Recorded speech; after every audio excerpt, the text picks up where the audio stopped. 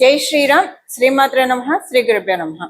2026 సంవత్సరం జూలై 5వ తారీఖు నుంచి 2026 సంవత్సరం జూలై 11వ తారీఖు వరకు కూడా ఈ వారం యొక్క గోచర గ్రహస్థితుల ఫలితాలు ద్వాదశ రాశుల వాళ్ళకి, ద్వాదశ లగ్నాల వాళ్ళకి,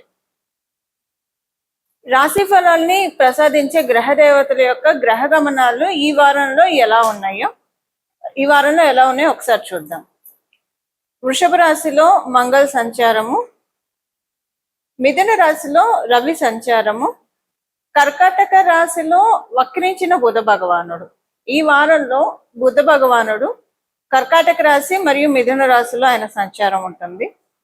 కర్కాటక రాశిలో గురు భగవానుడు సంచారము, శుక్రదేవుని సంచారము సింహరాశిలో, కేతు భగవానుడి సంచారం కూడా సింహరాశిలో జరుగుతుంది. కుంభరాశిలో రాహుదేవుని సంచారము, శనేశ్వరుడి సంచారము మీనరాశిలో, ఆఖరిదైన మీనరాశిలో ఉంది. ఇవి అన్ని రాశుల్ని చాలా తొందరగా చుట్టుముట్టి వచ్చే చంద్రుడు. ఈ వారము ఆయన రాశి గమనాలు వచ్చేసేసి కుంభరాశి మొదలుకొని వృషభ రాశి వరకు ఆయన సంచారం ఉంటుంది. ఈ 4 రాశుల్లో, అంటే కుంభరాశి, మీనరాశి, మేషరాశి, వృషభ రాశుల్లో, ఈ 4 రాశుల్లో చంద్ర భగవానుడి సంచారం ఉంటుంది. ఇవి ఈ వారం యొక్క గోచారంలో ఉన్న గ్రహస్థితులు.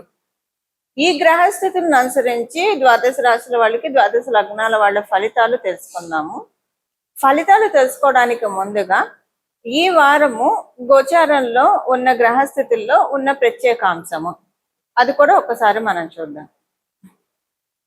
బుధ భగవానుడు వక్రించి ఉండడమే ఈ వారం ఉన్న స్పెషల్. బుధ భగవానుడు వక్రగమనము కర్కాటక రాశిలో వక్రగమనము చాలా స్పెషల్ అంశము. అయితే కొన్ని రాశుల వాళ్ళకి ఇది చాలా మంచిది, కొన్ని రాశుల వాళ్ళకి ఇది పూర్తిగా అనుకూలం కాదు. ఏ రాశుల వాళ్ళకి మంచిది అంటే కర్కాటక రాశి వాళ్ళకి మంచిది, అలాగే ధను మీన రాశి వాళ్ళకి మంచిది. న్యూట్రల్ గా ఎవరికి ఉంటుంది అంటే బ్యాడ్ ఎఫెక్ట్స్ ఉండని రాశులు, కొంత గుడ్ ఎఫెక్ట్స్ ఉండే రాశులు మేషరాశి, వృశ్చిక రాశి వాళ్ళకి న్యూట్రల్ గా ఉంటుంది, కొంచెం గుడ్ కూడా ఉంటుంది. కానీ చాలా కొంచెం ఇబ్బంది కలిగే రాశులు వచ్చేసేసి మకర కుంభ రాశుల వాళ్ళకి కూడా న్యూట్రల్ కంటే కొంచెం దిగువన కొంచెం ఫలితాలు ఉంటాయి. ఇంకా వృషభ తుల రాశుల వాళ్ళకి ఈ గోచారంలో ఉన్న బుధ భగవానుడి యొక్క వక్రగమనము కొన్నిట్లో అంటే 50-50 అని చెప్పచ్చు. వృషభ తులారాశుల వాళ్ళకి, మకర కుంభరాశుల వాళ్ళకి రెండు 50-50గా ఉంటాయి. సింహరాశి వాళ్ళకి ఇది మంచిది, చాలా మంచి యోగంగా ఉంటుంది. ఇంకా బుధ భగవానుడు రాశులైన మిథున కన్యా రాశి వాళ్ళకి, కన్యా రాశి వాళ్ళకి, మిథున రాశి వాళ్ళకి ఇద్దరికి కూడా ఇది అనుకూలంగానే ఉంటుంది. సో విడివిడిగా మనం అసలు ఏ రాశుల వాళ్ళకి ఎలా ఉంటుంది అన్న విషయాన్ని ఇప్పుడు చూద్దాము. అలాగే చివరిలో ఈ గోచారంలో ఉన్న అన్ని ప్లానెట్ గమనాలను అనుసరించి పరిహారం ఈ వారం ఏం చేసుకోవాలో కూడా మనం చూద్దాము. వృశ్చిక రాశి, వృశ్చిక లగ్నంలో పుట్టిన వాళ్ళకి ఈ వారము మీ ఈ వారం ఉన్న గోచార గ్రహస్థితుల రీత్యా వివాహ ప్రయత్నాలు చేస్తూ ఉన్న వాళ్ళు మీరు కొంచెం జాగ్రత్తగా ఉండాలి. అటువైపు వాళ్ళతోటి ఆర్గ్యుమెంట్స్ బాగా తలెత్తే ఛాన్స్ ఉంది. వీలుంటే ఈ వారం మీరు వివాహ ప్రయత్నాలు చేయకపోవడమే ఉత్తమము. ఎందుకంటే అసలు మీకు బాగా గొడవలు అవుతాయి అవతల అలయన్స్ తోటి. అంటే ఉత్త పెళ్లి చూపులకి వెళ్ళినా కూడా ఏదో ఇగోలకి వెళ్ళి గొడవలు జరుగుతాయి. కొంత జాగ్రత్తగా ఉండాలి. ఆల్రెడీ వివాహం నిర్ణయం జరిగినా కూడా వీలైనంత వరకు సంయమనాన్ని పాటించాలి. ఎక్కువగా వాళ్ళతో మాట్లాడకుండా ఉంటే ఏ గొడవ ఉండదు. ఈ వీక్ వరకు అయితే కొంత జాగ్రత్త వహించాలి మీరు. అలాగే ఈ వీక్ మీకు అదృష్టంగానే ఉంటుంది, బాగుంటుంది. కాకపోతే ఒక ఆర్తింగు త్రుటిలో తప్పిపోతుంది. ఒక్కొక్కసారి అనుకుంటూ ఉంటాం కదా, లేచిన వేళ చాలా బాగా ఉంది అని అనుకుంటూ ఉంటాం. ఇంకా వివరాలు నేను చెప్పను కానీ ఈ వారం మీరు అలా అనుకుంటారు, అంటే బాగుంటుందని. మీరు ఏది చూడరు, బట్ భయపడతారు ఒక్క సెకండ్ ఆ జరిగే సంఘటనకి. బట్ ఏది మిమ్మల్ని హిట్ చేయదు. గోరు కాదు కదా, వెంట్రుకు కూడా ఊడదు, సేఫ్, సురక్షితంగా ఉంటారు అని మీరు అనుకుంటారు. లేచిన వాళ్ళ బాగుంది, వాళ్ళు లేచి ఎవరు మొహం చేశాను, ఏ దైవ బలం కాపాడిందో అని అనుకుంటారు ఖచ్చితంగా ఈ వీక్. అలాంటి ఆర్తింగ్ ఒకటి మిస్ అయిపోతుంది అంతే. ప్రమాదం ఏం లేదు, భయపడాల్సింది, కంగారు పడాల్సింది కూడా లేదు. ఇది మానసికంగా అవ్వచ్చు, శారీరకంగా కూడా అవ్వచ్చు, రెండిట్లో ఏదైనా అవ్వచ్చు. సో బట్ మిస్ అయిపోతుంది అంటే ఒక రకంగా చెప్పాలంటే దురదృష్టం వెంట్రుక వాసిలో తప్పిపోతుంది అంతే, సింపుల్ గా చెప్పాలంటే. అలాంటిది మీరు అక్కడ చూస్తారు. అలాగే విద్యార్థులందరికీ చాలా చక్కటి శుభ సమయము. ఉద్యోగస్తులకి వ్యాపారస్తులకి ఇద్దరికి కూడా. వ్యాపారస్తులు కొంత ఆర్గ్యుమెంట్స్ ఉంటాయి మీ క్లయింట్స్ తోటి కావచ్చు, లేదా మీ తోటి వ్యాపారస్తులతోటి కొన్ని విషయాల్లో ఆర్గ్యుమెంట్స్ కొంత ఉంటాయి. ఆర్గ్యుమెంట్స్ కి దూరంగా ఉండడానికి ప్రయత్నించండి. ఉద్యోగస్తులకి మటుకు చాలా చక్కగా ఉంది, ఇబ్బంది ఏం లేదు. ఉద్యోగస్తులకి కొంత మీరు విదేశాలు వెళ్ళాలని ప్రయత్నిస్తూ ఉంటే ఇప్పుడు మీరు ఆ ప్రయత్నాలు ప్రారంభించవచ్చు. ఉద్యోగస్తులకి మీ పై అధికారుల యొక్క హెల్త్ బాగా ఉండదు ఈ వారం. దీనివల్ల మీకు అంటే మీ పనులు కొన్ని ఆగే ఛాన్స్ ఉంటుంది, లేదా మీ మీద కొన్ని పాలిటిక్స్ అన్నా జరిగే ఛాన్స్ ఉంటుంది. ఇది ఈ వారం యొక్క గోచర గ్రహస్థితుల ఫలితాలు వృశ్చిక రాశి, వృశ్చిక లగ్నంలో పుట్టిన వాళ్ళకి. పరిహారము, ఈ వారము చేసుకోవాల్సిన పరిహారము, ఈ వారంలో ప్రతిరోజు కూడా ఉదయాన్నే సూర్యోదయం అంటే మీరు ఏ ఏరియాలో ఉంటారో ఆ ఏరియా యొక్క సూర్యోదయం ఏ సమయంలో ప్రారంభం అవుతుందో మీరు ఏదన్నా ఆస్ట్రో యాప్స్ లో కొట్టుకున్నా వస్తుంది, పంచాంగంలో చూసుకున్నా తెలుస్తుంది సూర్యోదయం. ఈ సూర్యోదయ సమయము మరియు చంద్రోదయ సమయము, ఈ రెండు సమయాల్లో కనీసం ఒక పావు గంట భగవద్ ధ్యానము మీకు కుదిరితే ఒక గంట కాలం పాటు భగవద్ ధ్యానం చేస్తే మంచిది.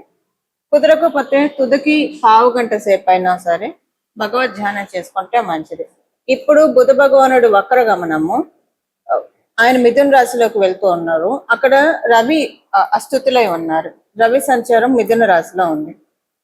ఇది అందరికీ మంచి యోగాన్ని ఇవ్వాలంటే మిథున రాశిలోకి ఆయన వక్రగతిలో ఉన్న ఆయన స్వక్షేత్రానికి వెళ్తున్నారు కాబట్టి ఒక రకంగా చూస్తే అది మంచిది.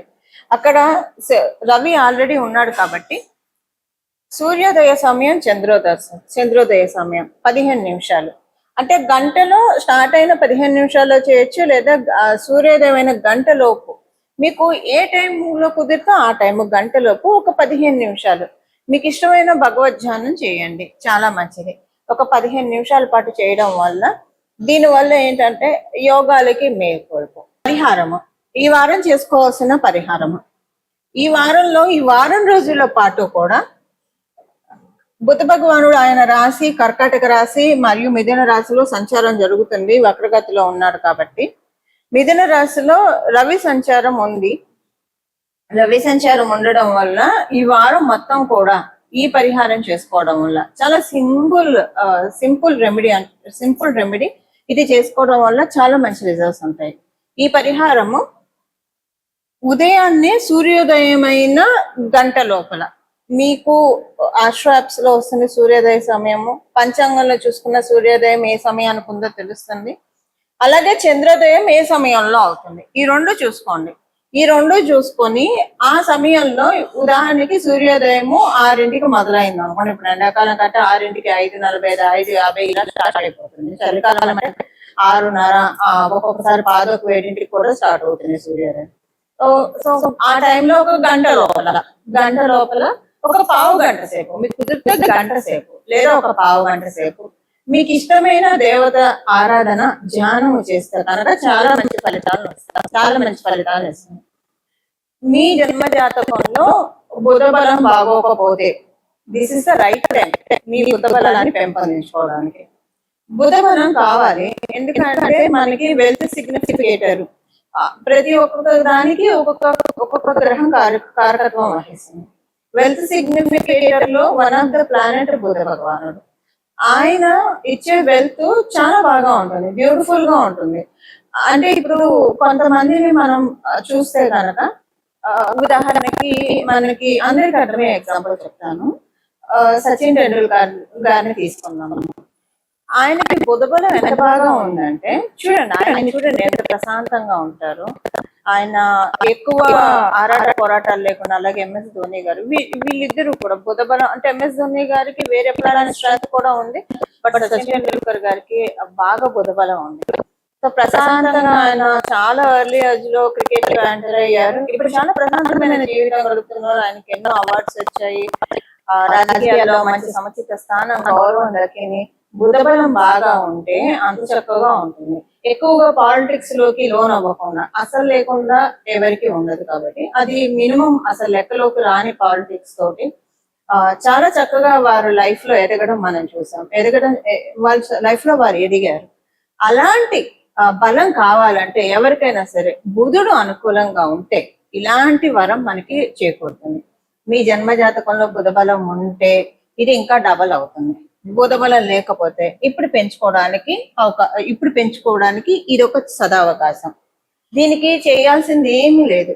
సూర్యోదయం సమయంలో సూర్యోదయం అయిన 1 గంట సేపటి లోపల, చంద్రోదయం అయిన 1 గంట సేపటి లోపల పావు గంట అంటే 15 నిమిషాలు మీరు భగవద్ ధ్యానం చేసుకోవడం అంతే. అంతకు మించి ఏమీ అవసరం లేదు. చాలా చక్కటి బుధ బలాన్ని పెంపొందించుకోవడానికి ఇది భగవంతుడు మనకి ఇచ్చిన ఒక సదావకాశము.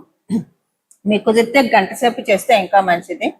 ఈ విధంగా బుధ బలాన్ని పెంచుకొని, అంటే బుధుడుకి అధిదైవం విష్ణుమూర్తి, ఆయన స్థితికారకుడైన శ్రీమన్నారాయణ యొక్క కటాక్షం వల్ల మన స్థితి ఎప్పుడూ కూడా బాగా ఉంటుంది. అప్స్ అండ్ డౌన్స్ ఉండవు. బుధబలం బాగా ఉంటే అప్స్ అండ్ డౌన్స్ లైఫ్ లో ఉండవు. అనుకుంటూ ఉంటారు కదా, ఒకప్పుడు ఒక వెలుగు వెలిగారు, తర్వాత పడిపోయారు. ఇలాగ కొంతమంది అయితే వాళ్ళకి అంటే స్నేక్ అండ్ లాడర్ లాగా ఉంటుంది వాళ్ళ లైఫ్ అని చెప్తూ ఉంటారు. అదే కదా అప్స్ అండ్ డౌన్స్.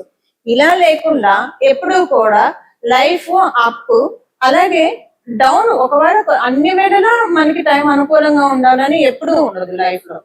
ఎప్పుడైనా టైము పూర్తిగా అనుకూలంగా లేకపోతే డౌన్ ఫాల్ కాకుండా అక్కడి నుంచి కనీసం న్యూట్రల్ గా వెళ్తూ ఉంటాయి. అంత అప్పు లేకపోయినా న్యూట్రల్ గా వెళ్తూ మళ్ళీ టైం వచ్చినప్పుడు మళ్ళీ ఉన్నత స్థాయికి వెళ్ళడం, ఇలా ఉంటే చాలా బాగా ఉంటుంది. ఇలా ఉండాలి అంటే బుధ బలం చాలా బాగా ఉంటేనే ఇలాంటివి సాధ్యపడతాయి. అదర్వైజ్ పూర్తిగా ఇలాంటి కటాక్షాన్ని చేసే బుధ భగవానుడే.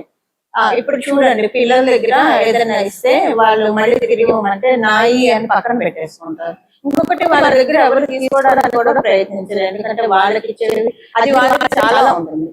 అంటే వాళ్ళకి ఆ చాక్లెట్ కావచ్చు, బిస్కెట్ కావచ్చు, లేదా రూపాయి కావచ్చు, అది వాళ్ళకి చాలా వాల్యుబుల్ గా అనిపిస్తుంది. అంటే ఊరికే ఎగ్జాంపుల్ కి చెప్తున్నాను. అలాగా ఎలాగైతే ఒక పసిపిల్లల్ని కావచ్చు, కొంత పసిపిల్లల జోలికి తీసుకోవాలని ఎవరు అనుకోరు, అలా బుధబలం బాగా ఉంటే వాళ్ళ వెల్త్ చీటింగ్ కి లోన్ అవ్వదు, బ్యాక్ స్టాబింగ్ ఉండదు, ఇలాంటివేవీ ఉండదు. ఇవేవీ లేకుండా గట్టిగా ఆరాట పోరాటాలు లేకుండా అది గురుబలం కూడా ఉంటే చాలా ప్రశాంతంగా వెళ్తుంది. బుధబలం చాలా మస్ట్, అందరికీ కావాలి బుధబలము. అందులో ఇప్పుడు ఉన్న ఈ సినారియోలో కలియుగంలో బుధబలం కరెక్ట్ గా ఉంటే కనుక చాలా ప్రశాంతంగా మన జీవనం సాగుతుంది. ఇలా మన అందరం కూడా విష్ణుమూర్తి కటాక్షాన్ని పొంది చక్కటి సుఖ సౌఖ్యాలతోటి మన జీవితాన్ని సాగించాలని చెప్పి అమ్మవారిలో బాలస్వరూపం బుధ భగవానుడిని సూచిస్తుంది. బాల త్రిపుర సుందరి ఆరాధన చేస్తే కనుక జన్మజాతకంలో బుధ భగవానుడు ఎలా ఉన్నా సరే చాలా మంచి రిజల్ట్స్ వస్తాయి. సో పసిపిల్లలు అంటే కనీసం 5 ఏళ్ల లోపల పిల్లలకి గిఫ్ట్లు ఇవ్వడం మీకు కుదిరితే కనుక వాళ్ళని ప్యాంపర్ చేయడము, ఇలాంటివి చేసినా కూడా బుధబలం బాగా పెరుగుతుంది. మనందరి జాతకంలో ఉన్న బుధబలాన్ని పెంపొందించుకొని ప్రశాంతంగా చక్కటి జీవితాన్ని మనందరం కూడా కొనసాగించాలని చెప్పి బాల త్రిపుర సుందరిని మనస్ఫూర్తిగా, విష్ణుమూర్తిని మనస్ఫూర్తిగా శిరస్సు వంచి ప్రణామం చేస్తూ మంగళం. నమో భగవతే వాసుదేవాయ.